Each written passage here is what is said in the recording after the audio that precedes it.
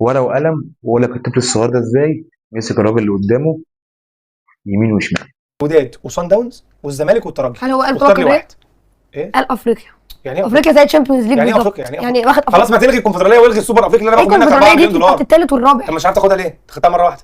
عشان انا ما بخشش تالت والرابع في ولما الدوري. لعبتها ما خدتهاش، عشان يعني انت أنا- واخد اول مره واخدها ساعه عماد متعب لما جاب جول في الاخر. ايوه ماشي، انتوا بقالكم كام انت سنه لما بتخشوا تاخد ثالث ورابع في الكونفدراليه؟ الدوري بتلغي. انت لما تاخد ثالث ورابع في الدوري الدنيا ما بتقعدش. ماشي. يعني دي حاجه ثانيه. طيب ما تقوليش ماشي. ثالث ورابع. بقالك كام؟ انت لما فنشت ثالث ما الدوري بتخشش سابع. افريقيا ليه؟ بقالكم قد ايه ما بتخشوش افريقيا بقالنا ليه؟ 3 سنين. مش افريقيا. ايوه 3 سنين 4 سنين. افريقيا أيوة، بقالك ما قد ايه دخلناش الكونفدراليه؟ 4 سنين. كل شويه في الدوري تطلع تالت ورابع. ماشي، ايه المشكله؟ عشان بيراميدز جه خد مكانك. ماشي، ايه خدش المشكله؟ مكاني. خلاص مش خد مكان. انا مش فارق معاه بقى الكلام، مش فارق معاه الكلام ده ولا فارق معاه الكلام ده ولا فارق الطفل الصغير او الولد الجميل الاهلاوي الصغير اللي بيتكلم بالمنطق او المصحف. مش بقولش كده عشان اهلاوي، ولكن في حاجه لفتت نظري وكلكم عارفين ايه اللي لفتت نظري. بيقول له انت ما خدتش غير الكونفدراليه مره واحده ايام عماد متعب. الراجل مينا ماهر بيقول للطفل كده. انت عارف انت بتقول ايه؟ بالله عليك، وده اعلان في نادي الزمالك. ايه يا حبيبي؟ انت عارف انت بتقول ايه؟ تعرف رد عليك قال لك يا الطفل. قال له ايه؟ زي ما انتوا سمعتوا. قال له احنا بناخد على طول، نطلع اول او ثاني فبنصعد على طول دوري ابطال الشامبيونز ليج على طول. بيقول له انتوا ما خدتوش الكونفدراليه غير مره واحده.